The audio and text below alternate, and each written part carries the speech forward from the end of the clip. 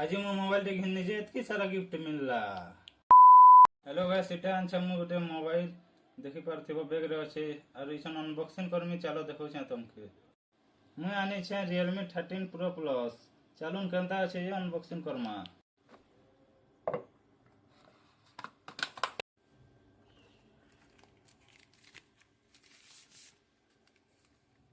एटा देखि पारथिबो purple colour केनता अछि eighty देखो।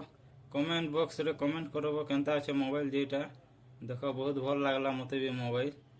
चलन देखौ छ क्या क्या गिफ्ट मिलला। एटा देखि पारथिबो बहुत सारा गिफ्ट मिली छ मते। एटा गोटे मिली छ ट्रिमर देखे दो छ। देखो एटा ट्रिमर अछि आर एटा पेन बोतल मिली छ। एटा देखि पारथिबो पेन बोतल सेम पेन बोतल एटा दुईटा अछि आर एटा गोटे रेनकोट मिली छ।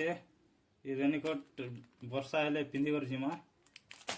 मु केनो कि चाहि मोबाइल जदी जानवर अछि बोले कमेंट बॉक्स रे कमेंट करो, मु कहि देमी।